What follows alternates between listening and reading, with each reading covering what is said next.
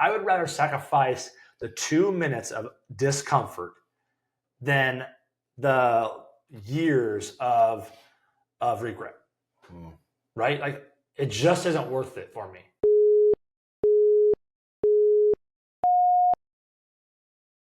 So Tyson, welcome. Appreciate you coming, sit in with us, and kind of give us a little bit of your story, your background, and kind of go over what freedom means to you as a person.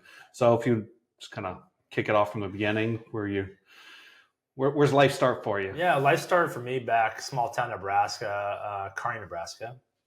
Grew up middle America, went to a small school, graduated 45 kids in my class, small Catholic school, Kearney Catholic, and loved that part of it. My parents, I'm super blessed. I have both my parents still here, but I actually had 4 amazing role models growing up. My mom, my dad, and my brother and sister are considerably older than I am, 13 and 14 years. So I kind of had 2 sets of parents in a sense, always kind of keeping a watchful eye over me, but that was a blessing.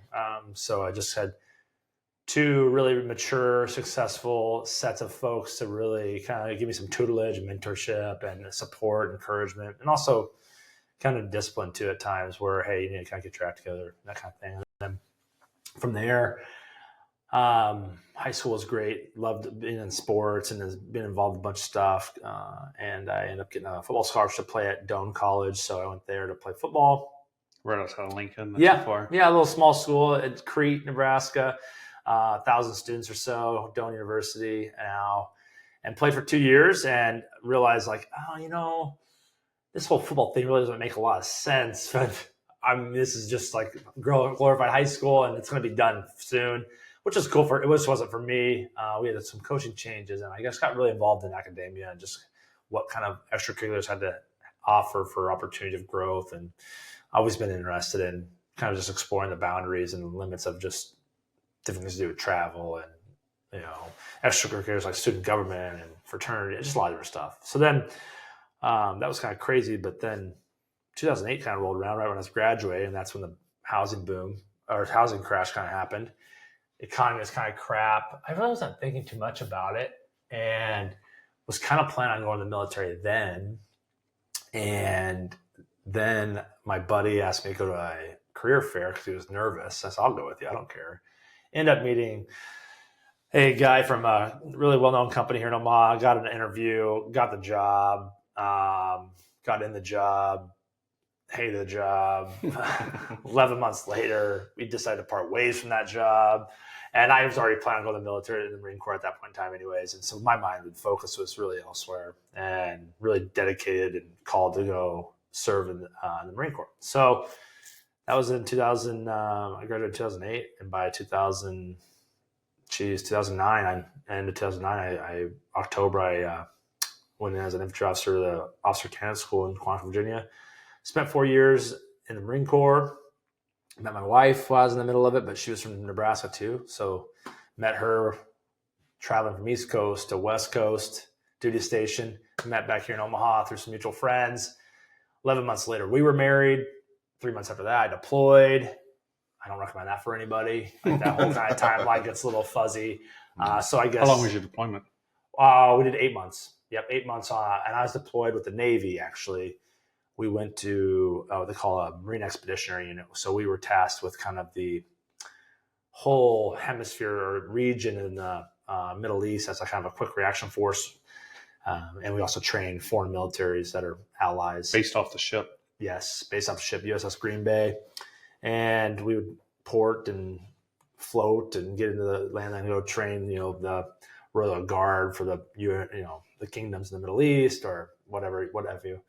But came back with all my fingers and toes and then took over H&S Company as a company commander, as a senior lieutenant. And then we were kind of all planning on getting out. I decided to get out. I was like, well, if I want to stay married, we're not doing the deployment thing again. It's just taxing. It's just really hard. And especially for a new marriage, I didn't see a lot of fruit from that. And the wars were winding down and there just really I didn't see a really great route there. Probably one of my regrets. I wish I would have stayed in one more tour and did a B billet where you go and serve in a auxiliary capacity, like teaching and something that one of the schoolhouses. But moved back here to Omaha after that. and got into real estate right away. So went from being government employee, consistent paycheck, to 100% commission. You eat what you kill, literally. And So you went straight into real estate when you got out. Yep, right away.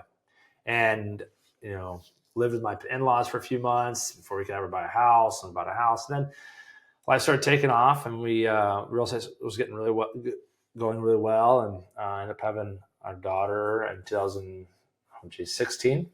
And and then we have 2 little girls, Hazel and Nora. Nora's our oldest; she's 8, and Hazel's 3. And my wife and I have been married 13 years.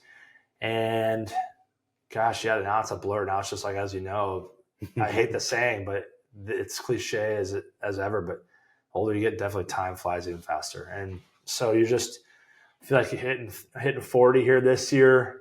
Start to kind of wrap your brain around mortality a little bit more, and like trying to, okay, how do I be present but still work?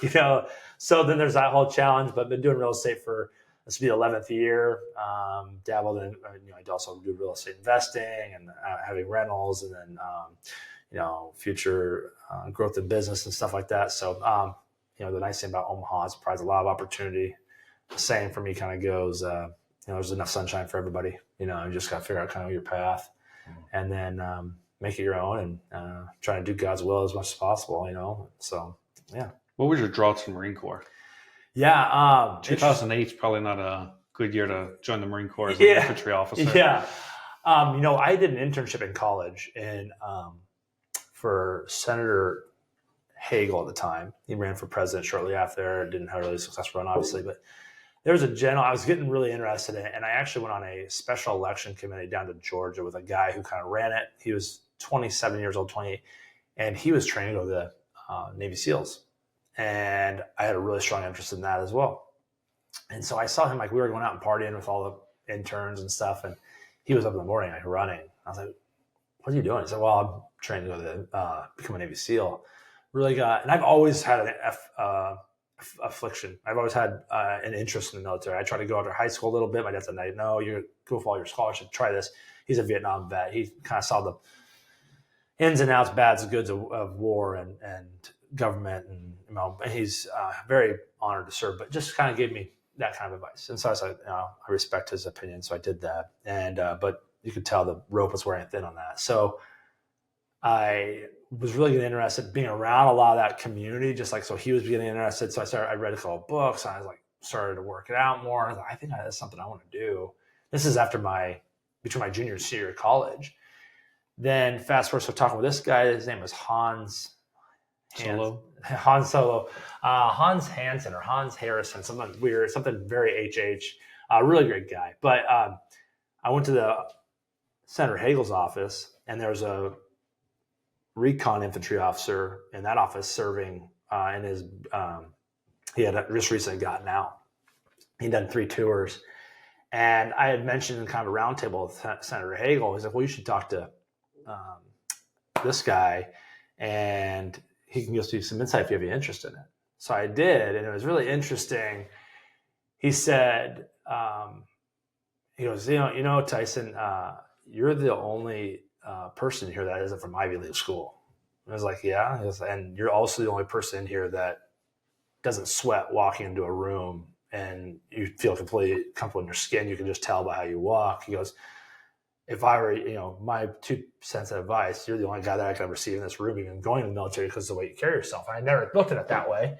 Just like, this is just who I am, just confident, put myself out there, not afraid to look stupid and try to learn something new. Not intimidated by, rank or status, and he said, now, if you're looking between the infantry or the Marine Corps or the Navy, I get that, but in the Marine Corps, everybody knows how to carry a rifle. And he goes, go to the Navy, and you fall out of BUDS or your SEAL route, you have to go back, and you're doing a support, all the time. Mm-hmm. And so the entire Marine Corps is built to support the infantry. So I don't know if that helps you at all, but it definitely puts you in a position. It sounds like some things you want to do. So that gave me a lot of just kind of fuel, and also kind of some confidence in the sense that, somebody also recognizes this, like validates my kind of inner feelings and calling. Fast forward, went to college my senior year and got that job. And I told my dad before I got the job, I was like, no, you need to try this job out.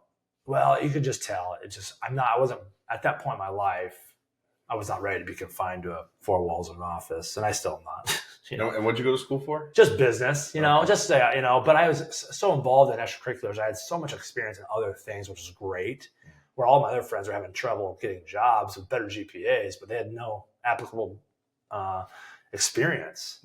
And so I'd say 4 or 5, 6 months into my job, I remember telling my mom, I had dinner. She was in town for work at the time. And I was like, I'm going to go to the Marine Corps. And she goes, I knew this time would come, and she was okay. She was a little nervous and scared, but she totally got it. I mean, she could see it, so that was really cool. Then told my dad, I was like, all right, very well. And then still remember them coming. I remember driving across the country to go to officer camp school, which is boot camp for officers. And then them coming out to my graduation, and the kind of rest is history. And then going to California for my duty station in the 3rd Battalion, 5th Marines. So it was kind of an accumulation of just a life of wanting to lead, feeling called to lead. There was one thing that kind of resonated with me, and my dad said, a lot of guys came back pretty beat up and tore up from Vietnam. And I always kind of equated it to, I think there's a lot of guys, as you guys know, being in the military, there's a vast wide array of people that join the military, and there's a vast wide array of occupations. So there's the behind the scenes admin logistics side. There's kind of the direct support side, and there's the direct action side. And I think every one of those kind of buckets attracts some different people. But for me, I wanted to see if I had what it take to go lead Marines in combat. And I never got that opportunity fully, but I do felt I was fully prepared to do so. But with that being said, anybody that joins the military, I think, to a certain extent, I believe, hey, a lot of people are physically able to do it. A lot of people might be mentally able to do it. And then some very few people are emotionally able to do it. On top of that, even fewer have all three. And I felt like I had all three. And I said, well, if that's the case, then who else is supposed to, I have to go. Like, there's not only do I feel like I need to go, but I'm being called to go because maybe who else is going to do it? And I felt, not in a ego sense, but it's kind of my duty to do it, or else who else? So that was kind of the big catalyst of I want to know I can prove it to myself.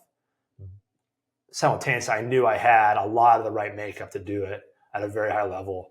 If I want to put it to it, and that's really what led me to that decision. And then, I don't think I've ever been more driven for a certain amount of time in my life than I was preparing to go in the Marine Corps, how disciplined I was about doing the right things and being prepared and mentally, emotionally, and physically for officer candidate school. That was good.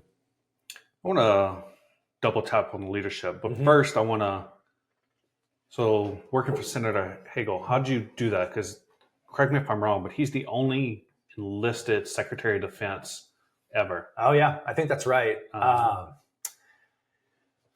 Okay. Not only Secretary of Defense, but Senator, he's Vietnam veteran. Yeah, Purple Heart recipient. Yeah. Our college had some connections in Washington, D.C. through alumni.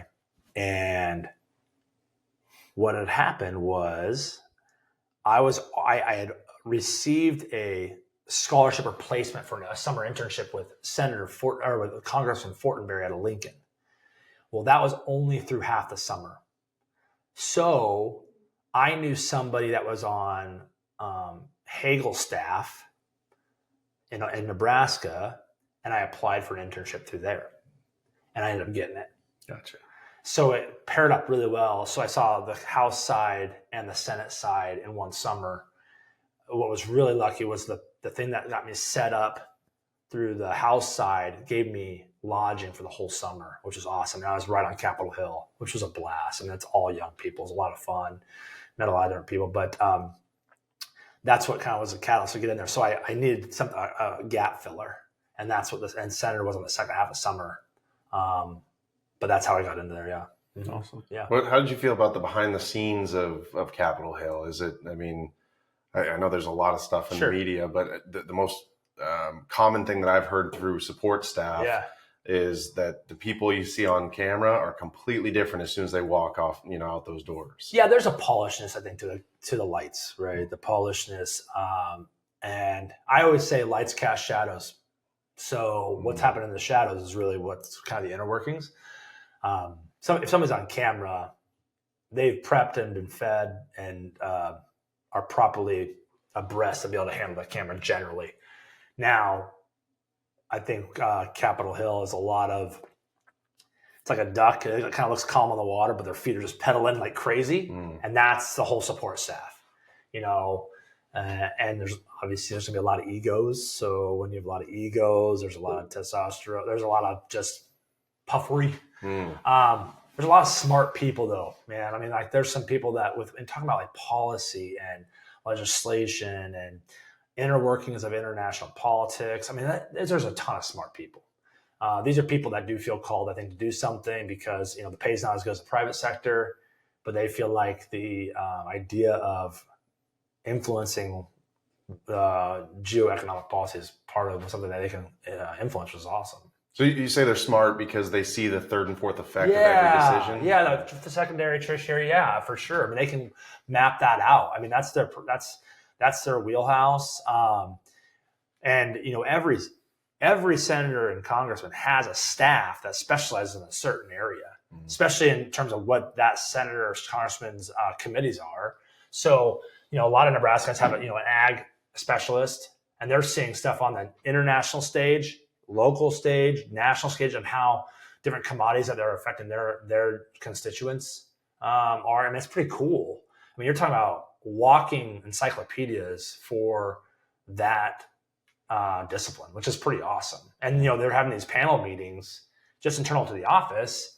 Pretty cool. I mean, I think that's pretty neat how, you're seeing ideas, thoughts, and being constructed behind the scenes, and how we take it each step along the way, and something might make policy. You never know. So that's pretty cool. I think that's pretty neat. So what do you think is the biggest public misconception on what actually happens on Capitol Hill? Oh, that's interesting. It's been so long. I mean, I follow politics pretty heavily for about 60% of the year. Then I get drunk. I get overloaded. I got to decompress and dry out. I think misconception is, I think there's two. I think there's a group of people that want to do good, and there's people that want to look good, and those and both people kind of battle these two personalities. But perception is, it's sometimes easier to do or to take away old things versus always doing something new. I think that's the hardest thing. It's like, okay, why don't, instead of always adding something in, what if we just keep removing things out to go simpler? Simpler. I mean, I don't know. I think in my own life, simpler is usually the 90% solution.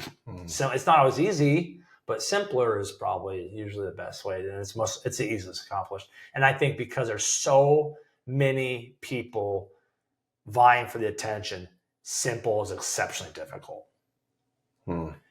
So if you're always working for votes and the simplest answer is yours, but then I still care about who gets credit, that throws a wrench in the entire system. Right. I mean, you can accomplish a lot of things if you don't care who gets the credit. And it's always about re-election, right? And that's how it's built right now with no term limits and stuff like that. Like, it's all about re-election. Well, then you always care about who gets credit. So then you have to throw in some kind of new idea to get credit. And that's hard. I think that's really a challenge. So I think that's probably, I don't know if it's a misconception. I don't know if that really answers your question, but I think that's probably one of the problems is I think our leaders really care about who gets the credit. I think that means too much right now. So. And I want to get back to your story, but I'm fascinated by this experience. Yeah. I've heard stories of, the unwritten rules, like, if congressman walks into a coffee shop, they get to skip the line and, secret kind of. There's a couple interesting, I don't know. Okay. So most recent was, I thought this was the most politician moment I've seen personally. I was a volunteer escort on a Korean war flight to DC. And so we were escorting 150, 200 Korean war vets to Washington, D.C. through patriotic production. It was an exceptional experience. I loved it. And Congressman Fortenberry walks on the bus. And this is like, I don't know what time of day it was, but it was daylight. And I hadn't been in DC for, I don't know, almost 10 years, maybe 6, 7 years at least. And I recognized him. Obviously, I would. I actually wouldn't necessarily. I mean, I introduced. How you doing? I always said, "How you doing, Congressman Fortenberry?" I reintroduced myself, and it was like the weirdest feeling. He goes, "Oh, good to see you. I was just thinking about you the other day," and I'm like, "You were?" And I go, "Oh, interesting," because I knew how he got. I was like, "Oh, interesting. What were you thinking about?" And he was like dumbfounded because no one had ever pushed back, right?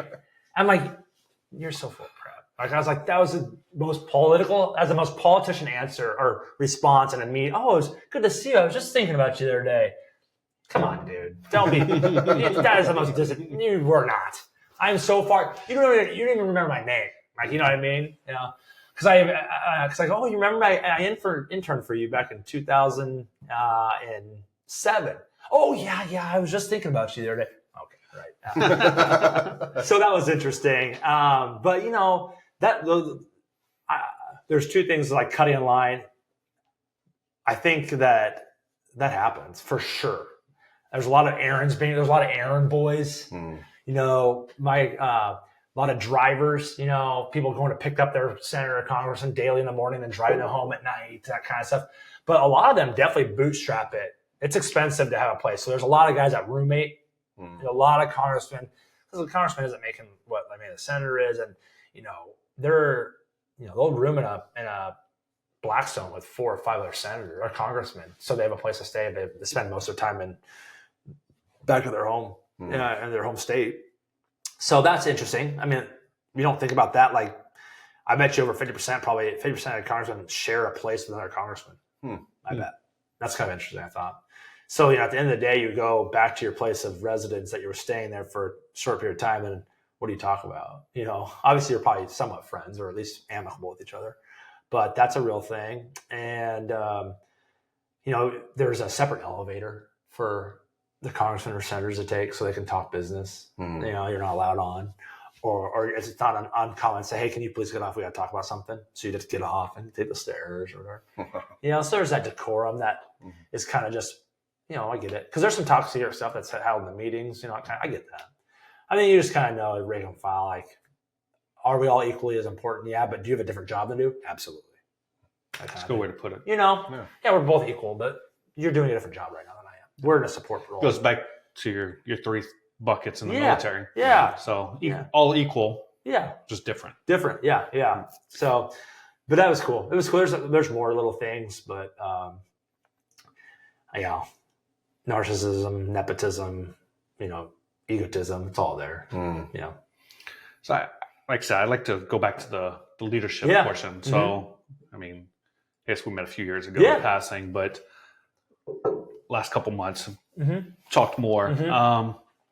And it's apparent through talking to you that leadership, especially leading men or leading Christian men, to be even more specific, is very important to you. You've recently started a men's group 3-4 weeks ago, or kicked off 3-4 weeks ago. It was in the planning before that. Marine Corps, obviously infantry officer, leading men. So a lot of stuff circles around leading men for you from what I know. Talk about that passion, talk about what you've learned, just kind of unpack that. Great question. It's a lot there.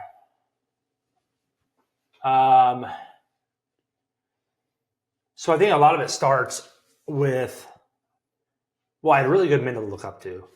My brother, my dad. I had an exceptional mentor in high school that, you know, there's a void, I think, that I kind of saw subconsciously happening with like young men, even my own. Like, I didn't party in high school. I didn't drink. I was always me. I was in the in crowd, but just kind of saw a lot of guys like just like kind of succumbing to the ways of society that really weren't really fruitful. And I think by the fact that I was around so much more older, more mature people for all my life, I've always been an old soul.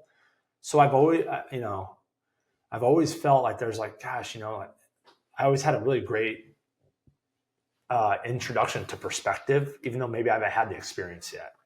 And so I think that really started it. Like, you understood a few things that you always had and no one could take away from you. That was attitude and effort. And I think that those two things really come with perspective. Like your attitude is something you choose. Your effort can always be relentless, right?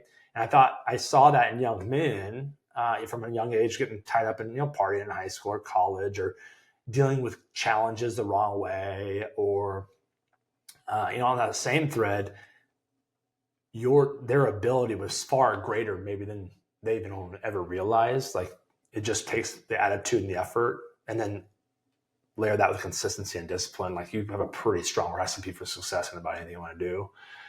So those couple of things really just hit home for me in terms of like just values, like strong values, or like principles of how you want to live by, like unyielding. If you fall back on those, you're going to be okay. So that was a huge deal. I saw my dad work that way. I saw my brother work that way. I saw other young men that maybe I looked up to at certain times work that way. And then also I saw other people that were in leadership positions that didn't operate that way. And you saw the lack of influence they carried. And you're like, that's not really fruitful.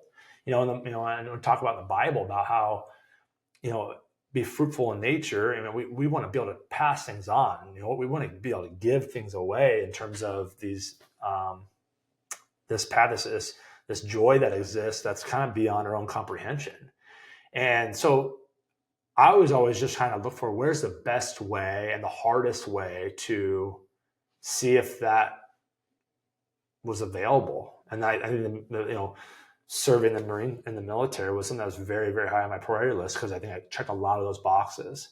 It was something to me that I can hold on to for the rest of my life. I got a tattoo of it on my back, right? Like, there's that. On top of that, this is a bunch of crayons. Just crayons, like you do with your left hand, offhand, and maybe a few fingers, finger painting, right? And then on top of that, like, I still hold on to that as a very big achievement in my life. And so then, sports obviously played a huge role into that. You want to succeed in sports. I saw a lot of before we got into high school, there was a lot of our teams that weren't very good. And the problem was because there was really big egos in the room that weren't willing to lead and grow the younger players. And we changed all that, and so that was awesome, in terms of showing up every day. And I think it just manifests. I think it's just super important. If you want to change the world, you start by changing one man, and a man changes a family changes a church changes a community changes a state can change the nation, a nation can change the world. And that's literally how it works. And you don't go the other way. It just doesn't work the other way. So it has to happen organically, it has to happen from the bottom, and it has to garner support through the right things. I think men are the catalyst, and I think that's the way God ordered it to be. So my father-in-law was a SEAL. He did 21 years. Cool. And he got out as an E6. Mm-hmm. My dad did 29 years. He got out as an E6. And the biggest commonality I've seen, I got out as an E5, and was that they wanted to directly work with people. Mm-hmm. And so I got my degree. I've been considering for years going the officer route. Yeah. But I feel like there is a disconnect where you have to be at, once lieutenant up through captain, you're more paying attention to controlling the chaos and less involved with the direct hands-on leadership. Mm-hmm. As a company commander, I can assume that you got a little bit of that. Mm-hmm. But how disconnected did you feel from the especially junior Marines? Yeah, there's a couple things there. As a leader, you still want to be really present. But in certain leadership capacities, you are doing a disservice to not elevating your younger leaders to take control of that influence. If you circumvent that, it can really erode some of that chain of command and leadership. Similarly, within in a family, if you're married and you go around your wife, or she goes around you and goes to the kids in a different manner, you can really erode the order and structure of a home and family. Okay, so first and foremost, in the leadership role, it's a lonely, lonely place. There's not as many people, especially start to get higher. The higher up you get in leadership, the more lonely it gets. And you have to understand that people need to respect you and trust you and be able to know that it's okay to come to you with things. But the other part of that is you're making tough decisions, and it's not going to bode well for everybody all the time. And I think that's really a challenge. In the Marine Corps, we talked about troop welfare and mission accomplishment. We're constantly like this. If we constantly focus on troop welfare, mission accomplished takes a back seat. It might not be happening. If we constantly think about mission accomplishment, our Marines are going to get, our soldiers are going to continually get degraded and eventually become untenable. So then mission accomplishment goes that wayside too eventually.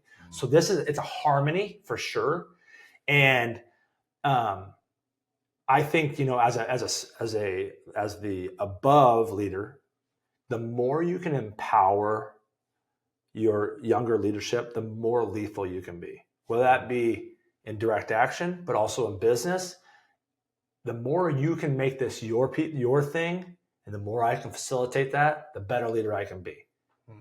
And I think that's really, really hard because it takes a lot of selflessness. We're always battling our own sin. We're always battling our own accolades. Sometimes you want to pat yourself on the back. That's just a challenge. I mean, we're sinful people in nature, and that's hard. And that's something that, we talk about iron sharpens iron as one man sharpens another.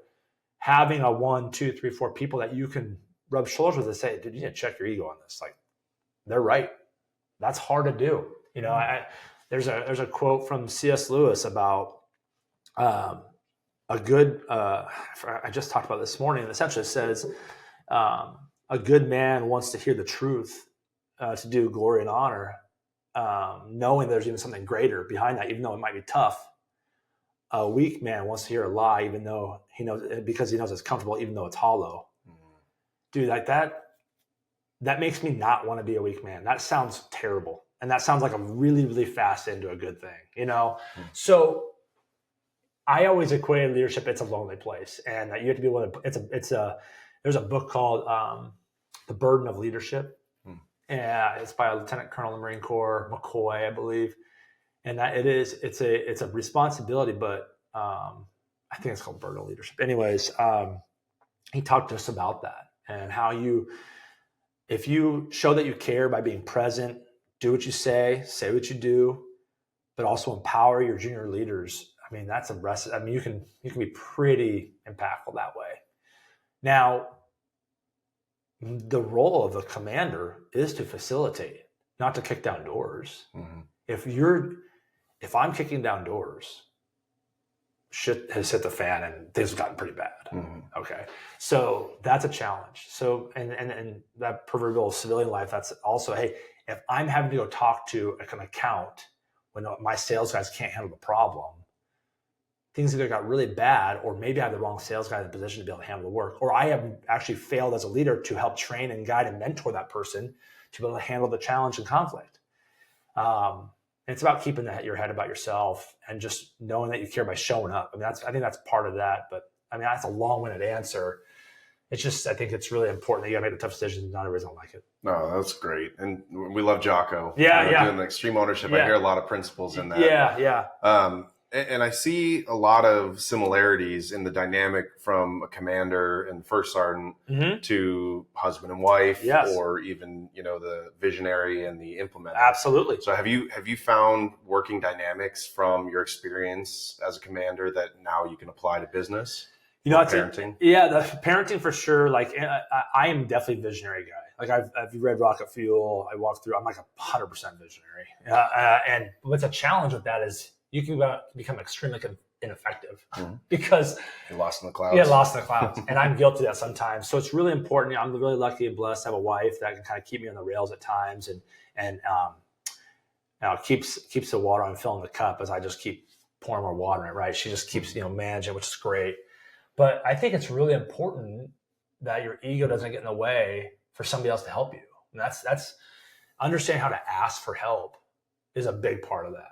And I think in the military, it's okay to say, hey, I don't quite understand this.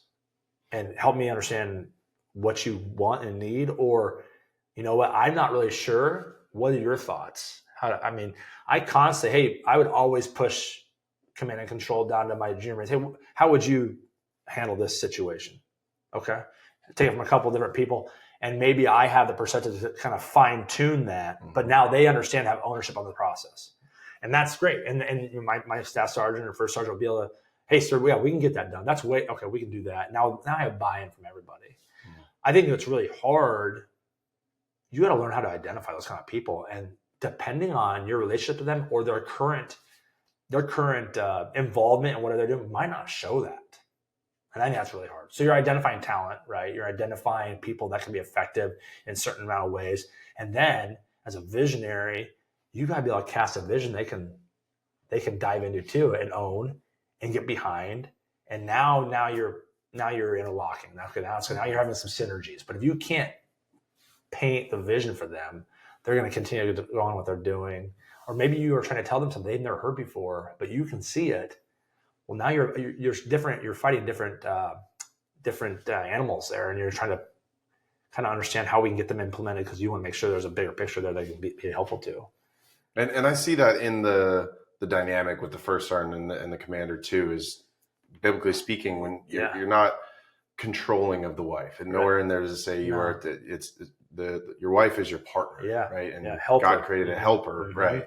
And the same with the first sergeant. You don't control the first sergeant, but they carry out the decisions, because ultimately, like you said, you're taking responsibility of the outcome, right? And so I definitely appreciate. I never thought of that passage, head of the household as Christ is head of church, yada yada, and then using the military concept of it, but when you bring up the first sergeant commander, it makes a lot of sense that. I wouldn't suggest calling first sergeant mommy. But, well, I would if you called me daddy. No, just kidding. But yeah, it's an interesting concept. So yeah. But what? So you went from leading Muse and stuff like that, and to coming back and being a real estate agent. Oh yeah. And you're leading yourself, I guess, but that's it. Like you're an army of one. Yeah. What was that like? Well, one of the hardest things was working in a co-ed workspace. That was different. The different personalities. Did you have any support? A little bit. That were. Yeah. I joined up with a team early and kind of had a little bit there. It wasn't a good fit. Left that team, then went to a different team, which was a lot better. But I think the hardest part was just getting out of the military and having such civilians would call it like you were just kind of a razor edge. You're just really sharp, like rough and like calloused, less pleasantries. I don't have time for kind of the drama, that kind of stuff. Where in the civilian life, that really exists heavily, and people get bogged down by the minutia. In the military, it's, it is what it is. You just keep moving. That doesn't really happen. So you have to really have a lot more patience, kid gloves. It kind of, honey attracts a lot more bees than vinegar kind of thing. And that's a tough lesson to learn, working with it. But for as magnified as that has also allowed me to learn about who I work best with. So it's a blessing and a curse. Like, I get immersed in this new culture. We get out. I know where I want to go, but now it's about finding the right place where that can be held to the highest level of efficiency and work with the right people. And that's a challenge. I think that's just really hard. I think you have to learn to kind of cope with that, be patient, and just find your tribe that relates well, kind of fills your gaps a little bit, that you can respect. But it was hard. Yeah. My wife would attest that too. I was like, what is it? It was hard. So you part of a team now, or you're just by myself? Yep. Solo agent. I've done the team thing a couple of times. Real estate's just really, I think, interesting or difficult. When you're kind of a hard charger, having expectations of level of work to the same capacity. And I've learned, more grace, but like real estate works really well as an individual with some minor attachments for some support.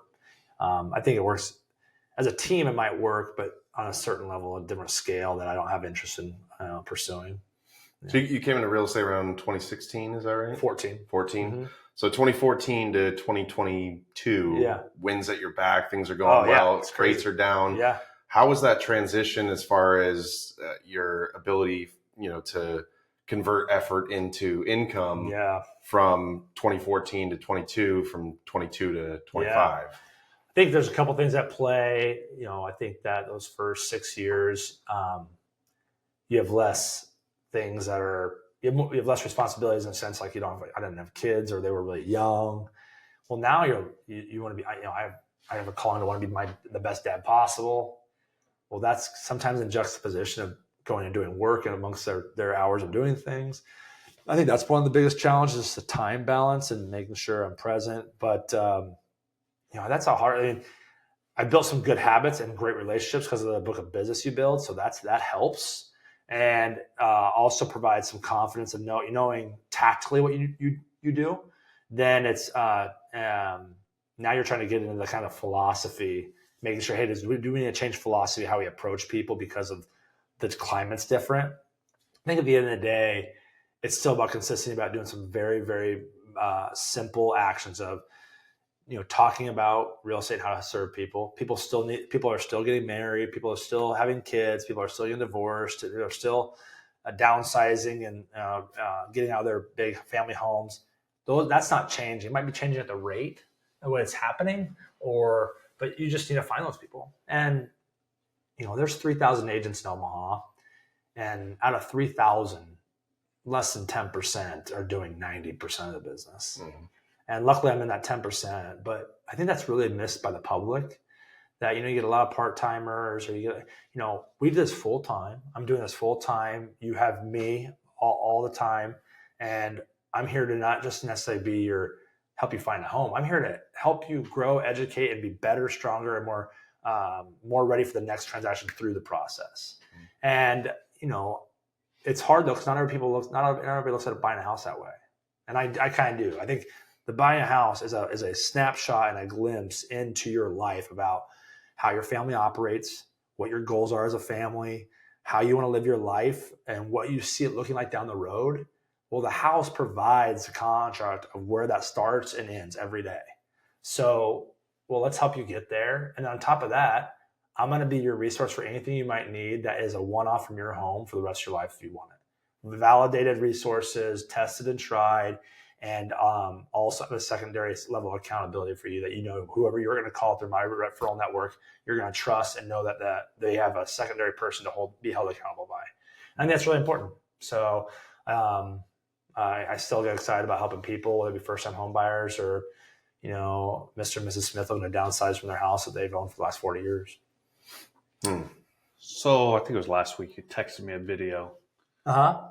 I got two questions on the video. One, what video? You sent me a video of you, basically by being an agent. Why yeah. Oh, sure. Like, okay. Mm-hmm. Yeah. Emotional, whatever, however you want to word it. Yeah. Okay. One, my first question is, where'd you get that idea? Because I've only heard one other person talk about it, and you're the first person I've ever seen do it. And so kind of unpack, I guess, what the video was and why you did it. Yeah. And then in it, like, you talk about kind of what you just said right here about being a different agent, about being like, I'm not asking you for your work right now. I'm, kind of planting the seed, if you will, you're sowing ahead of time. Yeah. So kind of unpack both those things. Where'd you steal that from? Because I know you didn't come up with it yourself. Yeah, no, it's fair. And but I think I know where you got it from. Yeah. And then kind of what did you say there? So what it was basically a call to action in a sense of like, hey, I'm here, I'm still working. I would love to help you if possible, and I'd love to serve you in any capacity, right? So but I got that from Gary Vaynerchuk. That's what I thought. Yeah. He's kind of an out-of-the-box thinker, and he's pretty intense, so he's not for everybody. But he's got a lot of great ideas, and it's been validated time and time again in a lot of his endeavors. So it was a little out of the comfort zone for me. One of my biggest challenges is I don't want to be a burden on other people when I'm trying to just see how I can help them. So calling them is sometimes a lot for me in terms of diving into their day. How can I help you and serve you? What kind of value can I bring to you? But that was a really good way for me to interject into their day at their pace. So meet them right where they're at. They can watch it now or later. If they know my face and might not know me well, they're probably going to watch it. If they don't know me, they'll probably think it's spam, and that's okay too. But really, it was like, it helped me it was kind of getting over the fear of like, it's okay to like put yourself out there. I go ebb and flow and stuff on social media too. It's like, oh, it's a good thing. And I'm like, God, I just feel so self-centered. I don't love the way it feels. It's an emotional thing that's fleeting itself. But that's why I did. I just want to say, hey, I'm here. I want to make sure, I'm active in the sense that like, I don't know where you're at with your world. It's hard to reach everybody. But just want to kind of get in their ear to see how I can help and serve. And two things that you said that, or one thing that you said there that kind of reminds me of what you said earlier. You said, 10% of agents sell 9%. Yeah. Mm-hmm. And I think in that same video where Gary talks about doing this, he's like, I can put whatever I want out on the internet because only a small handful of people are going to actually do it. Yeah. Yeah. And so you saw that video. Mm-hmm. You took action on that video. Yeah. And I think just that one snapshot in time shows why you're in the upper echelon of selling real estate in Omaha. Yeah. So, because how many times do people watch hours and hours of YouTube of how to do, I don't care if it's how to build a bookshelf or how to build a business. Right. Like they watch all this stuff and then they take no action on it. Right. So, one thing that was really interesting in the Marine Corps, they always say, as a leader, especially lower level leader, like troop leader, like you're pretty close to your subordinates, right? Was always place yourself at the point of influence. So and they would always say that sometimes that means getting shoulder to shoulder to a PFC or Lance Corporal and literally physically moving him if he doesn't know where to go. One, he might be scared. Two, he might not know. Or three, he made the wrong decision. Okay. And you need to change it. So, or whatever that might be. Similarly, I've never been scared of looking like a fool to try to learn something new. Like it's a blessing that I have that. I don't mind walking up in front of people. I don't mind talking in front of people. Do I get nervous sometimes? Yes. But if you don't, you're never going to learn and grow. I would rather sacrifice the 2 minutes of discomfort than the years of regret. Right? Like it just isn't worth it for me. So I would never want to walk away from somewhere and saying, I wish I would have raised my hand for that. Whether it be so, and that actually changed how I even approached going to class. I wasn't an exceptional student. I was a good worker as a student, but I'm not like a book nerd. School came easy. As soon as I started sitting in the front of class, my level to retain and my level of attention skyrocketed. As soon as I wasn't scared to be in front and really understand why I'm here and take what I can, all the distractions, the girls, the gossip, it all went away. So that in itself was kind of the catalyst of understanding, like, hey, you got to take ownership of your own learning, growth, challenges, whatever it may be. Never be, a lot of my teachers didn't like me because I asked so many questions. It's just that I was so curious. So, I try to instill my own kids. Don't ever be scared to ask a question. They'll never ask if you want to know anything. You can never be scared to ask a question. You should always feel empowered by knowing you have questions. And I think that's really important. So I think that kind of, that fact of just putting yourself out there sounds great, My youngest daughter's really inquisitive. Yeah. It's a double-edged sword because it annoys the hell out of me. Yes. Like, quit asking me questions. Yes. But in the same token, like, I don't want her to stop. Right. Because I don't want to stifle that and keep her from asking questions but it's, I'm like, oh. When I get really tired, I'm always like, that's a great question. What do you think? I always like that way. Okay, I got to work through it. Because I am like, if you want an answer and an opinion, I'm ready for it. Here we go. So. Our 14-year-old is like that. She's very on top of it. She knows we have a list of house projects. We want to finish the basement and do this, that, and the other. And so she'll ask. And I'm constantly fighting the urge to be offended by the questions. Right. Because sometimes it's the accountability that I need. Yeah. The kids are the best accountability partners. But she'll be, so which contract are we going to use? Have you got any bids? Wow. But so back on the topic of, you said 3,000 agents. Yeah. 10% are doing most of the volume. We talked about this probably a year ago. I brought up the exact same point. Yeah. And I said that going into a high interest rate environment, and this is true when you're going from a strong buyer's market or a strong seller's market, any agent with a pulse is going to close a deal. Right. When it goes into a balanced market, the only ones that reach that 10% are the ones that are willing to put the effort in. And what I found is when I came in 2020 or 21, the wind was at my back. I was closing, for every ounce of effort, I was closing 3 deals. Yeah. And then when that shifts and you're putting in 3 ounces of effort for 1 deal, the agent pool drops significantly. We always have new people getting licensed, like you said, the part-timers. But the shift from putting 3 times as much effort to close 1 deal because I didn't have that pipeline. I mean, I have investors that still buy deals, but I wasn't getting new business. And I think KW Elite did a good job of teaching on this. I think their teaching is phenomenal when it comes from internet leads, sphere of influence, and referrals or prospects. Yeah. Where have you found that you excel further than your peers to keep you in that 10%? Yeah, I mean, mine is still relationship driven with past clients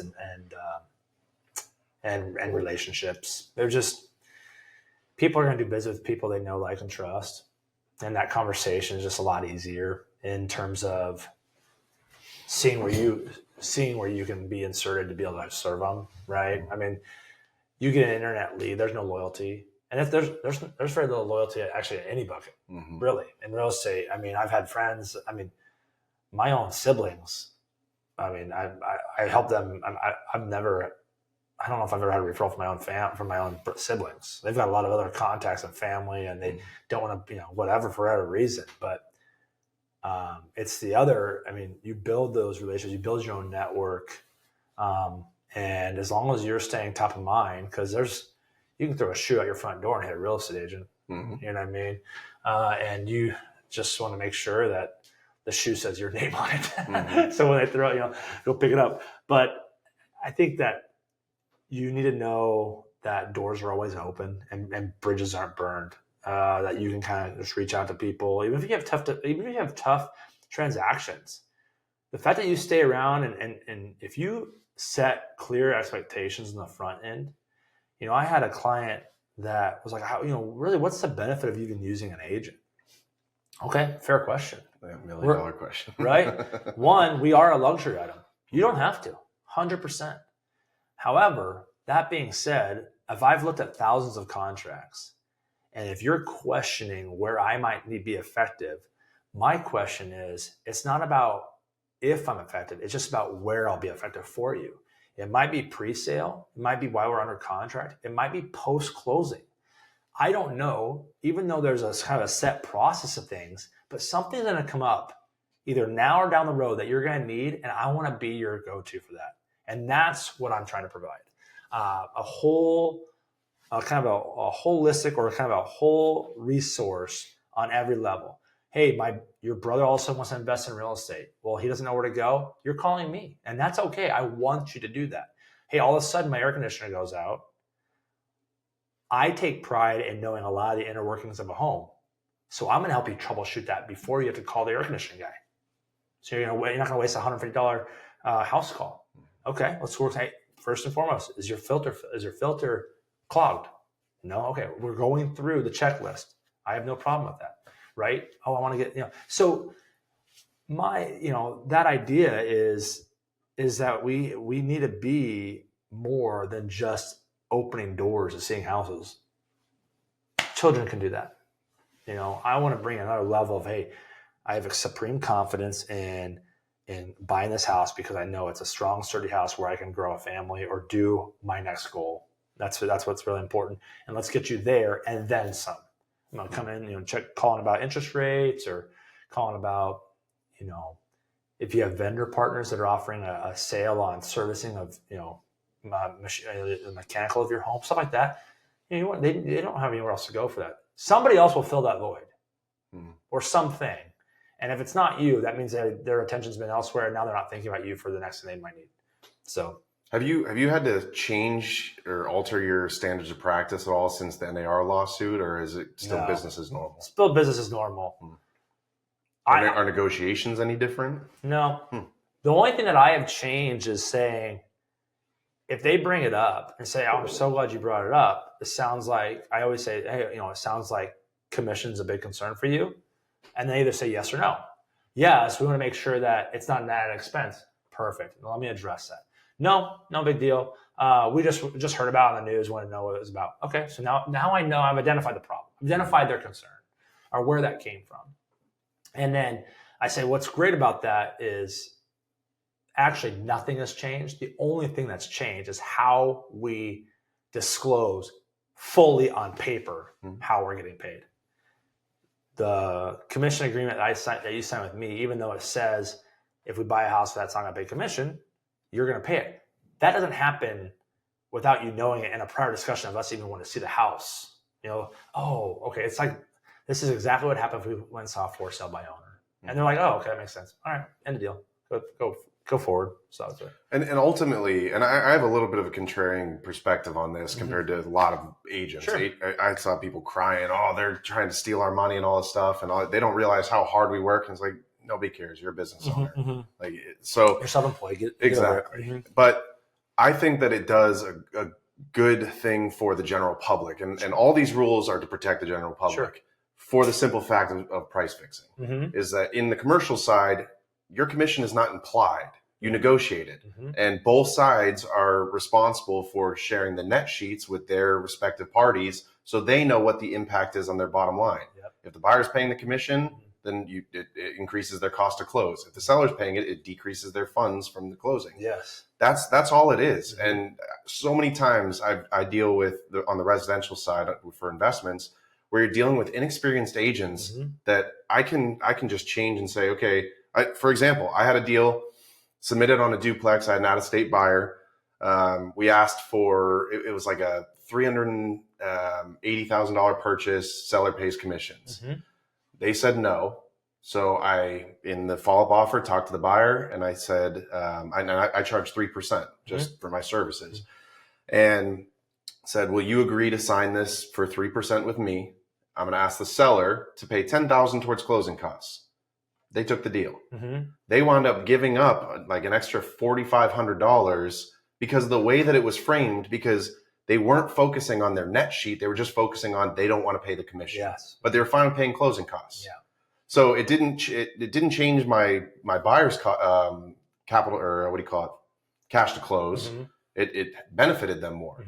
And I think that that's just inexperience. It is 100%. And so part of why I think it's beneficial is it needs to operate more like commercial, where it's a negotiating point. I think so too. No commission should be implied. You're compensated relative to the value you're providing to a transaction. Yeah, absolutely. And unfortunately, buyers have been really conditioned to not have to pay that. Well, you're paying. You're financing it. Yeah, you're financing it. Yeah. So it's even worse. Yeah, it's even worse than paying it. Yeah, it's like, so now like it's masquerading. It's like, I don't like that. But I think that the misconception in the news is that they believe by not forcing people to pay buyer's commission that the prices are going to decrease 3%. That's not the case. It just means the seller's netting more. Yes. Or the listing agent's taking the full commission. Yes. 100%. So, and I've seen the biggest change I've seen is there's a lot more unrepresented people walking open houses, going direct to the listing agent. And I mean, I think that dynamic is going to shift. People are going to have to specialize more than just buyer's agent. I know a guy, I've seen so many people that you get them to the closing table and they go, oh, my cousin's going to represent the sale. Oh, it drives me nuts. Oh, yeah, it's brutal. But I think it just comes from a lack of transparency and knowledge. So yeah, and it's work. I mean, you got to teaching somebody about what you're doing so they have a full understanding is work. And it puts yourself out there for somebody to ask questions. People don't like to be questioned. You said it by yourself. Your own daughter is holding you accountable. And you're like, oh, this feels awkward. This shirt doesn't fit quite right? Let alone somebody that you're trying to get paid from. So I think that's, we're kind of dealing with it. I don't know if you remember going into like some kind of garage store or garage sale or swap meet or anything with your dad. My dad would go to these. There was no problem haggling. Not one bit. No emotion whatsoever. Or selling a car to your driveway that you were upgrading. It's just what it was. I think that's a lot that's been lost because we're so worried about how it's going to feel. I mean, it's just part of what we're doing, And even on, I'm still an advocate for representation. I think Me too. even an attorney, if they were on trial, they would have someone else represent Absolutely. them. At the very least, it offers an outside perspective. And we're experiencing, we flipped a house. We're licensed agents. We can go publish it. We've done it a couple times, but hiring an agent, paying their commission is proving more valuable because we got an offer last night and they called out things that I probably wouldn't have paid attention to. Yeah. Like there's no washer and dryer in the unit, but they checked the boxes. Right. I mean, it's not a big deal, but there's another $1,000 that if I was just looking at the offer price, I would have missed that. Yes. And that's a big deal in investment properties. Every $1,000 means something because you're trying to work on margins for sure. Yep. Absolutely. So how have you balanced being an agent and your personal investing and business buying? So yeah. Well, I say about the investment on the real estate side, things are kind of just come and you kind of work symbiotic. It's like, there's just kind of a one-off and it's an easy conversation and stuff like that. So that's cool, and your circles of overlap are pretty similar. The investing world is not too far away from either business owners or other realtors because they're all kind of familiar and have contacts. So that's been really easy. The other side of it is if you're trying to make a shift I want to say a shift, maybe just acquiring and getting into the business world. Well, now you're saying, now I really like to understand how I'm time blocking. I think it's a big deal. Say, whether it be morning and afternoon, AM, PM, but you have to designate more time, or not time. You have to designate specific time to act in these activities, and then specific time to act in those activities, so you can be more efficient in both. If you're trying to do X, Y, Z over here, but A, B, and C over here, it gets really hard, and you're kind of serving two masters, and that's really hard. So I think fine-tuning how you manage your day and making sure if you have a business that has people with it, that they all are gainfully employed on what they're supposed to be doing. Commander's intent is very clear, and you guys can go about and do your, be fully effective in their jobs. It's really important. So how do you discern the time value of whether you're going to just buy a property or if it's better just finding someone to buy it, getting the commission? Great question. This question is for investing. I think it comes down to the seller, what their goals are, and if I can meet those personally and we both win, it's a win. If it's more beneficial for the seller to put it on the market, do that. But if you're looking for a different solution, well, let me provide you one. Let's see if we can find one. Okay. So then it's really kind of does the shoe fit? Every time that that I invested in a house to hold, it would not have done very well in the market. Or vice versa. Hey, you would not get the right kind of offers. We can help solve this problem. You're going to get exactly what I'm going to offer if you put this in the market. It just will, because of the condition or state of the home. It needs a lot of work. It's heavy lifting there. The market and your buyer pool is very, very limited. It's investor centric, and it doesn't match up. So I think it really, for me, it was the investors. It's really about, hey, what solution works best for you? Here's a couple options. Which one would you prefer? And I have to be okay with both of those, So that was kind of how I approached it personally. Yeah, I always like how people just get in their head. Well, Zillow says my house is worth $350,000. Yeah, but you have no kitchen, no bathroom, carpet. Yeah, and you're in Omaha. Sorry, guys, like it's on. Yeah. So it's always interesting bridging those expectations. Expectations, gauging expectations. Yeah. So whether it's generally or specifically in real estate, what are your thoughts on generalizing versus specializing? Whether it's residential properties, investments, commercial. I think that that's a kind of a good question. I think that the investing part can happen from a commercial side or the residential side. That's simple. I think we can make that bridge really easily. I looked at going into commercial real estate a couple of years ago. I think it's really hard, especially if you're starting to do larger commercial deals. If you're working specifically in like a smaller multifamily, you could probably do both pretty easily. Like you can put a couple duplexes up, triplex.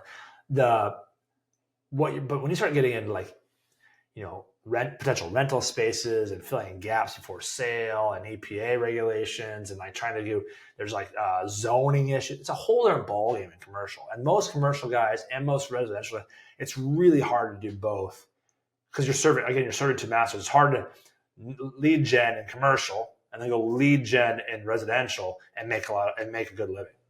So there's enough sunshine in both worlds for you, but you got to make sure that you got to decide what beach you want to be on, right? And I think some of it comes down to personality too. I would probably work maybe better as a commercial agent now than I would have when I was younger, earlier in the business. I'm more emotionally in tune, more emotional capital. Commercial's a little more, hey, these are the numbers, does it work or not? Let's put the offer in there. Here's the build out cost. Doesn't work, moving on, right? But the lead time is so much longer on commercial deals. Residential deals, 30 to 90 days and you have a check. Real commercial can be 90 to a year, just depending. Does that make sense? I think it just depends on what you got to, but go deep into that niche. That'll be a lot better for you than trying to do kind of both. Yeah, absolutely. And I started a residential brokerage doing commercial deals, and it was very difficult. All the support was residential focused, and it's like I did a few residential transactions helping primary home buyers. And it was after a few times of someone saying they're not going to buy a house because they don't like the color of the paint. I'd lose my mind because I think very, black and white. Yeah. Or that's not a very big hurdle to get over. Get over it. Exactly. It's changeable. I told them I will paint this wall if you buy the house. Yes. Yeah. But what I can't do is I can't move to a new neighborhood. You love the neighborhood. Let's look at the things that we can't. And so I just found that my personality does not work well in the residential because I don't have the patience for the emotions. But I realize a lot of these people, it is their biggest purchase. But what I found is I like the analytical of commercial because it's binary. Does it work or does it not? Yeah, that's good. So what's next for you as you move on to finish out 25, moving to 26? I want to close out 25 strong in real estate. I think it's a really good time to be in the market. I think people are underestimating the opportunity right now. The market's softened. I think more of a neutral market. I think but I say that in the sense that sellers are not at a disadvantage because they're still capitalizing off of great appreciation over the last 3 to 5 years. So they're in a great position. But buyers, when interest rates drop, it's going to be a seller's market again because there are so many people sitting on the sidelines because the interest rates are so high. So do you think they're going to drop? I do. I think we're going to level out somewhere around mid to high fives. I think if we can drop. There's a statistic for every half a point, just in Omaha, national interest rate drops half a point, 5,000 more people will go talk to a lender. Okay, we have less than 2,000 houses on the market. It's a problem. Okay, when demand goes up, what happens to prices? The price goes up, right? If we get down, Redfin says the tipping point is 5.85. If we get to an interest rate of 5.85, get ready to get the Katie bar the door, so they're going to be barnstorming. So that's a big deal. I would rather be buying now and have leverage with a seller of inspections, closing costs, points buy down, whatever it may be, time, than wait. And now I'm competing against buyer A, B, C, and D, and the seller holds all the cards. I do not want that situation. So you can always refinance. And that's really hard for conservative community. Omaha, by and large, is a conservative community, wrapping their brain around buying higher now and refinancing later. It's hard for them to conceptualize versus waiting, thinking the prices are going to go down because interest rates will go down because that just isn't the case. So it's just understanding avoiding the lender cliche of date the rate. Yeah, I know. Yeah, it is. It's a real thing. Yeah, it's true. But then also getting into business with a good friend, trusted business advisor, with the Window Innovations as we start kind of going into that business. He just purchased it. We're looking to partner together on that and helping grow that business, a trusted name in the window space, providing exceptional quality products across Omaha and the surrounding area with Marvin Windows. And excited to see that grow too and provide any the tutelage and leadership I can there so they can grow and put more stickers in houses and help that as well. So I'm excited about that. Gotcha. Before I let you go, what does freedom mean to you? Yeah. Obviously, you've touched on your religious background, financial, Yeah. through real estate, leadership in the military. Mm-hmm. What's all that mean to you? Well, I think there's probably a couple different levels, daily. Family. Don't want to leave out family. Yeah, no. Yeah. So there's one part of you want to start like in the nuclear. Hey, as with my family and I want to be able to do what I want, when I want, with who I want for as long as I want. Right.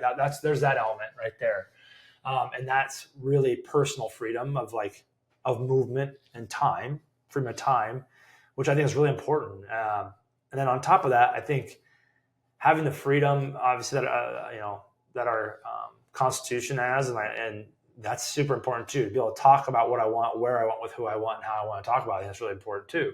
So and I think those are two separate things. One you're in complete control of, and one you're being administered that freedom. So those are two kind of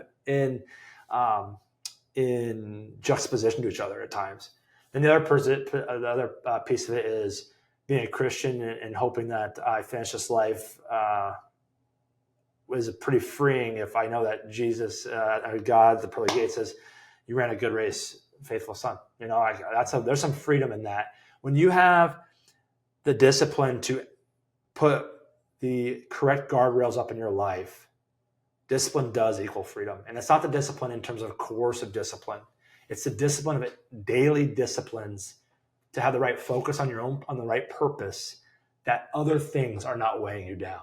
It's streamlining your life, that the little things are not going to affect you. There is massive freedom in that. And that's really the 6 inches between your ears. Mental freedom to be able to act properly, treat people with kindness and respect until they deserve otherwise, and be able to lead appropriately and also make a mistake and get back up. That's a lot of freedom in that too. So you're kind of looking at the triumvirate of freedom, overarching national freedom in terms of just holistically, but then personal and religious freedom of how you think about your own life, but also in how you lead your family. That's kind of what freedom means to me. Awesome. Yeah. So my closing question is on that. When it comes to leading the family, how do you, in daily practice, balance troop welfare with mission success? If mission success is provided. We're tight all in. Yeah. So troop welfare, the well-being of our family, right? So what does that look like? And then also mission success. What's the mission? One, you got to lead by example that you have a relationship with Christ. That is openly praying with your family, openly talking about God's plan for us. There's something bigger to us daily.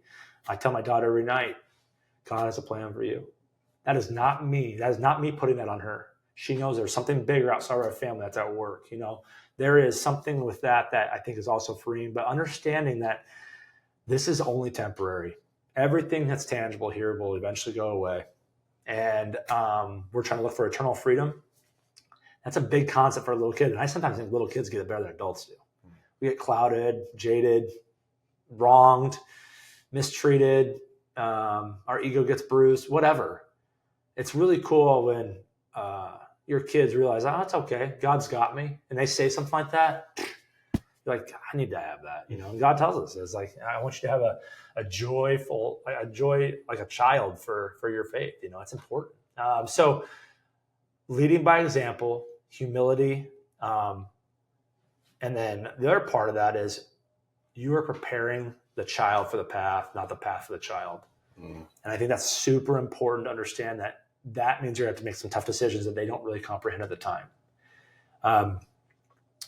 Just like, you as a parent have to discipline your child. And there's times that your child doesn't really understand that discipline. Hey, there's some corrective action here. They might not understand it. God acts in the same way. Sometimes we don't even understand why things are going on in our life, but it might be a corrective discipline that he is, as a father, is working on for us. So we have to have the patience to see that come to fruition and see what that looks like at the end. As a parent, we do the same thing. The relationship is never lost as long as you're still able to come together. I love you no matter what. Trust me. We will get through this together. And they come back. I mean, so far, my kids are young still. I mean, we've hit some hard times at itself, whether it be health issues or disciplinary issues, but we're still young. But at the end of the day, you're still learning. And I I haven't met a parent yet that hasn't learned just as much from their kids, if not more than they've learned from you. So I think that humility of understanding that God works through everybody around us, and we're just trying to help them out and be good leaders for them as stewards of faith, but lead by action. Action more than everything. Model everything. Kids get what is kid is not what's taught, it's what's caught. And they catch it from you by what they're saying. How you treat your wife, how you handle arguments and disagreements, knowing how to forgive and apologize, knowing how to tell somebody you were wrong. That's all seen. It's all seen, and the grace of God's at work every single time that happens. Yeah, awesome. Any parting words? No, this has been great. So I love it, man. Thanks for having me on. I'm excited to see it in production value, and if there's anything I can do to don't help. hold your breath on that. No, it's great, man. Thank you so much. Well, thank you. Yeah. Appreciate you coming. Absolutely. Thank you.